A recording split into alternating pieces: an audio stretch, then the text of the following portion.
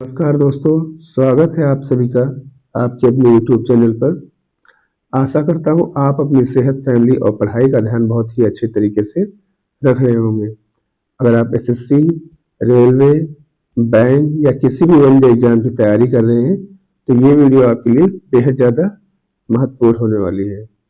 आज हम आपके लिए लेके आए 17 अप्रैल 2026 के करंट अफेयर्स के कुछ बेहद महत्वपूर्ण क्वेश्चन जो आपके एग्जाम और नॉलेज दोनों के लिए बेहद महत्वपूर्ण है।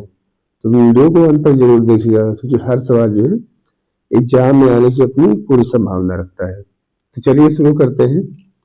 आज का पहला प्रश्न है, निम्न में से किस दिन विश्व हीमोफीलिया दिवस मनाया जाता है? तो ये मनाया जाता है 17 अप्रैल को। ठीक है, आज ही के दिन 1989 में जो है वर्ल्ड फेडरेशन ऑफ हीमोफीलिया द्वारा जो इसकी मनाने की स्थापना की गई थी।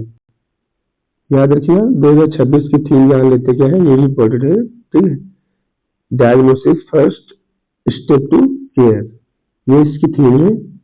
याद रखिएगा देखभाल की ओर पहला कदम, ये इसकी थीम रखी गई है। जान लेते क्यों मनाते हैं 17 अप्रैल को ही हीमोफीलिया दिवस। आज ही के दिन जो है WFH के जो संस्थापक थे, ठीक है, वर्ल्ड फेडरेशन ऑफ जो संस्थापक थे फ्रैंक स्लावेल, उनका जो है जन्मदिन के सम्मान में हम लोग जो है 17 अप्रैल को विश्व हीमोफीलिया दिवस मनाते हैं। ठीक है, याद रखिएगा, थीम याद रखिएगा, फर्स्ट स्टेप टू केयर। ठीक है, देखभाल की ओर पहला कदम, ये इसकी थीम रखी गई है। ठीक, याद रखिएगा 17 अप्रैल विश्व हीमोफीलिया दिवस। ठीक है, किसका बर्थडे सेलिब्रेट करते हैं? तो WFH के जो संस्थापक थे फ्रैंक स्लावेल, उनका बर्थडे हम लोग सेलिब्रेट करते हैं इस दिन। आगे बढ़ते हैं अगले क्वेश्चन की तरफ। अगला क्वेश्चन है, कौन सा देश, ठीक है, निम्न में से कौन सा देश वित्त वर्ष 2026 में भारत का शीर्ष व्यापारिक भागीदार बन गया है? तो ये बन गया है चाइना। ठीक है, अभी हम लोगों ने क्या है, इधर जो अमेरिका को पीछे करके जो है चाइना जो हमारा सबसे बड़ा व्यापारिक जो है भागीदार बन गया है। अभी जो 2026 को रिसेंट की रिपोर्ट आई, इसमें जो है 151.8 बिलियन डॉलर का हम लोगों ने जो है चाइना के साथ में व्यापार किया है, जिसमें एक्सपोर्ट कितना है जान लेते हैं। एक्सपोर्ट है 36.66%, जबकि इम्पोर्ट है 16% हो गया है। ठीक है, याद रखिएगा निर्यात जो है जिसे एक्सपोर्ट होते हो 36.66% हो गया है और आयात जो है 16% हो गया है। याद रखिएगा, इंपॉर्टेंट है। ठीक है, आगे बढ़ते हैं अगले क्वेश्चन की तरफ। हाँ, यही याद रखिएगा, जो सेकेंड नंबर पे है वो अमेरिका है। ठीक है, पहले में हमारा सबसे बड़ा भागीदार जो है चाइना हो गया है, सेकेंड पे अमेरिका हो गया है। आगे बढ़ते हैं अगले क्वेश्चन की तरफ। अगला क्वेश्चन है, भारत के दूसरे राष्ट्रपति डॉक्टर सर्वपल्ली राधाकृष्णन की 17 अप्रैल 2026 को कौन सी पुण्यतिथि मनाएगी? तो ये बनाई गई है 51 नंबर की पुण्यतिथि जो है 17 अप्रैल को मनाई गई है। ठीक है, इनका जो देहांत हुआ था वो हुआ था 17 अप्रैल 1975 को इनका जो है निधन हो गया था। जन्म कब हुआ था? जन्म हुआ था 5 सितंबर 1888 को। ठीक है, जो कि हम लोग किसके रूप में मनाते हैं? टीचर्स डे के रूप में मनाते हैं।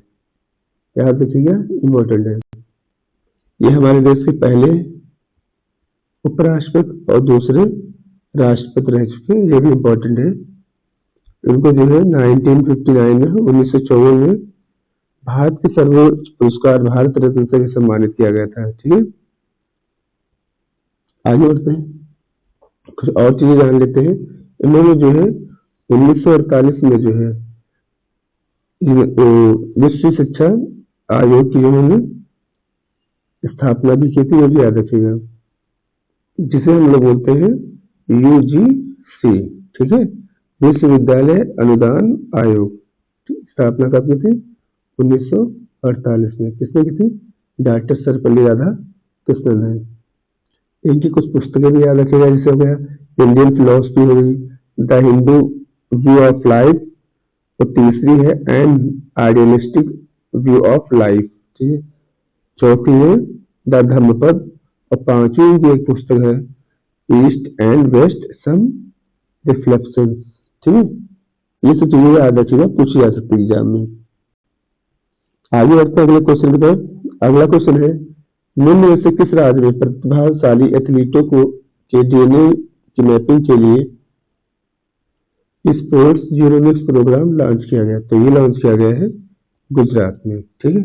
जान लेते हैं इसका उद्देश्य क्या है। इसका उद्देश्य जो है एथलीटों के डीएनए का विश्लेषण करके उनकी खेल क्षमताओं को पहचानना और सुधारना, जो इसका मेन उद्देश्य रखा गया है। शुरुआत कहाँ हुई है? गुजरात में। लक्ष्य क्या रखा गया है? 2030 तक राष्ट्रमंडल खेलों से पहले एक एथलीट जीनोम डाटाबेस तैयार करना है, जिससे जो है हम लोग एक बेहतर एथलीट तैयार कर पाए, ठीक है। हर साल लगभग 2000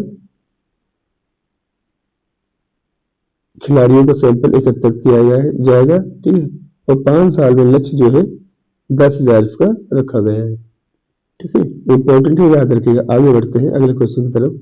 या पिक्चर देख पा रहे होंगे। अगला प्रश्न है निम्न में से किस देश में एशिया के सबसे बड़े एलिवेटेड वन्यजीव गलियारे का उद्घाटन किया गया? तो ये किया गया है भारत में, ठीक है। किसने किया है? अभी मोदी जी ने किया है, ठीक है। दिल्ली और देहरादून का जो कॉरिडोर उन्होंने अभी अनावरण जिसका किया है, वहीं पर जो है एशिया का सबसे बड़ा एलिवेटेड वन्यजीव गलियारा भी बनाया गया है। इसमें है क्या, इसे ऊपर से हाईवे निकला है और नीचे जो है जगह वन्यजीव के जो जंगली जानवर है उनके लिए टहलने घूमने के लिए छोड़ दिया गया है, ठीक है। आगे बढ़ते हैं।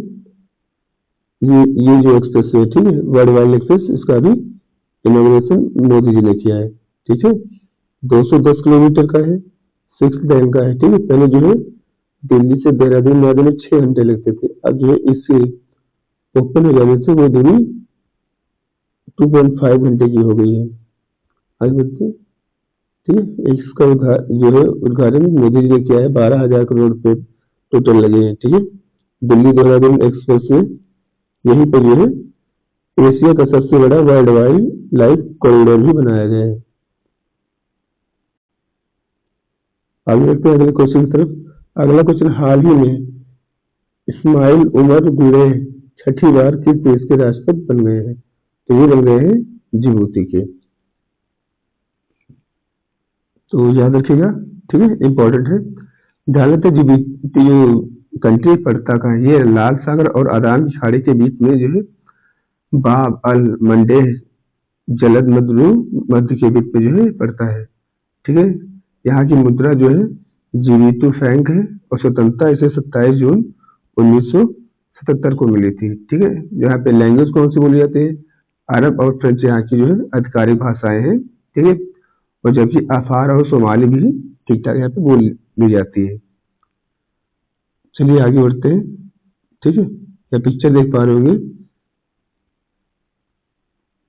अगला क्वेश्चन है निम्न में से किसे परमाणु ऊर्जा आयोग का अध्यक्ष नियुक्त किया गया है? तो ये नियुक्त किया गया है अजीत कुमार मोहंती को। इन्हें जो है अप्रैल 2023 में जो है इस पद पर नियुक्त किया गया था और अभी रिसेंट में इनका जो है विस्तार कर दिया गया है, ठीक है। अप्रैल 2026 में इनको 1 साल के लिए और बढ़ा दिया गया है इस पद पर, ठीक है। तो ये अभी दोबारा रिएलेक्ट हो गए हैं, याद रखिएगा। परमाणु ऊर्जा आयोग का अध्यक्ष किसे चुना गया? तो अजीत कुमार मोहंती को चुना गया है। आगे बढ़ते हैं अगले क्वेश्चन की तरफ। पिक्चर देख पा रहे होंगे। अगला क्वेश्चन है निम्न में से किस राज्य में प्रधानमंत्री नरेंद्र मोदी द्वारा श्री गुरु भगवती मंदिर उद्घाटन किया गया, ठीक है। तो ये किया गया है कर्नाटक में। जान लेते हैं इस मंदिर की खूबी क्या है। तो जान लेते हैं इसके बारे में थोड़ा बहुत। ये जो मंदिर है तो आर्य चुनचुन गिरी मठ के 71वें जो पीठाधिकारी थे डॉक्टर बाल गंगाधरन स्वामी जी, ठीक है। तो उनकी स्मृति में मंदिर बनाया गया है, ठीक है। विशेषताएं क्या है, इसकी जो वास्तुकला है, यह मंदिर जो है पारंपरिक द्रविड़ वास्तुकला शैली में बनाया गया है, जो होयसला, चालुक्य, चोल और गंगा कला की मूर्ति कला का क्या है, अद्भुत मिश्रण देखने को इसमें मिलता है, ठीक है। 80 करोड़ रुपए की कुल लागत के साथ ये बनाया गया है, ठीक है।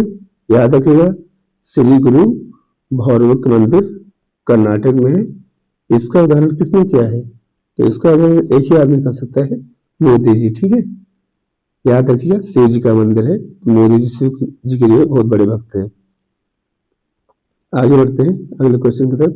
निम्न में से किसी ने साइप्रस में आयोजित वुमेन कैंडिडेट टूर्नामेंट 2026 का अवार्ड जीता है, तो ये जीता है आर वैशाली ने, ठीक है। ये अवार्ड जीतने वाली जो ये पहली भारतीय महिला बन गई है, ठीक है। 14 राउंड के इस मैराथन टूर्नामेंट में उन्होंने 14वें जो है राउंड में रूस की कैटरीना लैग्नो को जो है हराकर ये खिताब इन्होंने जीता है। याद रखिएगा, R Vaishali women's candidate tournament 2026, ठीक है। कहाँ खेला जा रहा है ये भी याद रखिएगा, ये जो है 18 मार्च से 16 अप्रैल के बीच में जो है साइप्रस के पेलिया में खेला जा रहा है, ठीक है। तो इम्पोर्टेंट है, याद रखिएगा। यह पिक्चर देख पा रहे होंगे आर वैशाली की। अगला प्रश्न है, निम्न में से, ठीक है, शहर में भारतीय नौसेना ने द्विवार्षिक कमांडर सम्मेलन 2026 का पहले संस्करण का आयोजन किया, तो ये किया गया है नई दिल्ली में, ठीक है। जान लेते हैं, इसका उद्घाटन जो है एडमिरल दिनेश के त्रिपाठी ने किया है। उद्देश्य क्या है इस सम्मेलन का, इस सम्मेलन का जो उद्देश्य है कि नौसेना की परिचालन तैयारियों, क्षमता विकास और राष्ट्रीय सुरक्षा लक्ष्यों के साथ जो है रणनीति समन्वय की समीक्षा करना जो है इसका मेन लक्ष्य रखा गया है, ठीक है। इसमें जो है जो चर्चा का विषय रहा वो भी जान लेते हैं। बैठक में पश्चिमी एशिया के संघर्षों के बीच भारत की ऊर्जा सुरक्षा और हिंद महासागर क्षेत्र में समुद्री सुरक्षा, एआई का एकीकरण और मानव रहित प्रणालियों पर विशेष चर्चा जो इसका विषय रखा गया है, ठीक है। याद रखिएगा, भारतीय नौसेना के द्विवार्षिक कमांडर सम्मेलन 2000 का पहला संस्करण नई दिल्ली में किया गया, इंपॉर्टेंट है। बढ़ते हैं अगले क्वेश्चन की तरफ। अगला क्वेश्चन है, निम्न में से किस स्थान पर भारत के सेमीकंडक्टर फैब्रिकेशन प्लांट के लिए आर्थिक क्षेत्र को मंजूरी दी गई है, तो ये दी गई है धौलेरा में, ठीक है, गुजरात में पड़ता है, ठीक है। तो याद रखिएगा भैया जी, गुजरात का जो धौलेरा है ये भारत के पहले वाणिज्यिक सेमीकंडक्टर फैब्रिकेशन प्लांट का जो है केंद्र बन गया है, ठीक है। 16 अप्रैल 2026 को भारत सरकार ने आधिकारिक तौर पर जो है धौलेरा में इस पहले चिप फैब्रिकेशन प्लांट के लिए विशेष आर्थिक जो है अधिसूचित कर दिया गया है इसे, ठीक है। तो इम्पोर्टेंट है, याद रखिएगा, पूछा जा सकता है एग्जाम में। आगे बढ़ते हैं अगले क्वेश्चन की तरफ। अगला क्वेश्चन है, ठीक है, यहाँ पर स्थापित किया गया है, ठीक है, मैप देख पा रहे होंगे गुजरात में। गुजरात जो है समुद्र के साथ में जो सबसे ज्यादा सीमा अपनी साझा करता है, ठीक है। और लैंड के साथ हम जो है हम किस कंट्री के साथ जो है सबसे ज्यादा जो थली सीमा साझा करते हैं, तो यहाँ पे जानते हैं ना वो पड़ता है बांग्लादेश, उसके साथ हम लोग सबसे ज्यादा स्थलीय सीमा साझा करते हैं, ठीक है। आगे बढ़ते हैं अगले क्वेश्चन की तरफ। निम्न में से किस स्थान पर आईसीसी महिला T20 विश्व कप 2026 का आयोजन किया जाएगा, तो ये किया जाएगा इंग्लैंड और वेल्स में, ठीक है। भारत से याद रखिएगा, भारत ने भी 2026 का T20 वर्ल्ड कप जीता है, ठीक है। लगातार दूसरी बार और टोटल 3 बार भारत जीत चुका है, ठीक है। याद रखिएगा ये ठीक इंपॉर्टेंट है, ये भी टूर्नामेंट जो है 12 जून से 5 जुलाई के बीच में खेला जाएगा। टोटल इसमें जो 12 जो है टीमें पार्टिसिपेट करेंगे, ठीक है।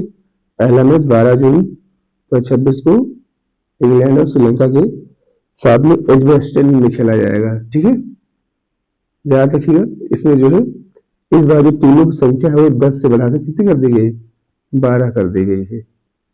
इम्पोर्टेंट है, पूछा भी आ सकता है एग्जाम में। चलिए आगे बढ़ते हैं अगले क्वेश्चन की तरफ। ठीक है, ये आप पूरा शेड्यूल देख पा रहे होंगे, कौन कौन सी टीम इसमें पार्टिसिपेट कर रही है। टोटल पहले 10 से 12 टीमें हो गई। ठीक है, इसमें England, Australia, India, New Zealand, south Africa, West Indies, Pakistan, Sri Lanka. ठीक है, ये सारी टीमें इसमें पार्टिसिपेट कर रही है। तो आज के सेशन में इतना ही। आई होप अगर आपको हमारा सेशन अच्छा लगा है तो वीडियो को लाइक कर दीजिएगा, शेयर कर दीजिएगा और चैनल को सब्सक्राइब कर लीजिएगा। तब तक के लिए टेक केयर, बाय बाय।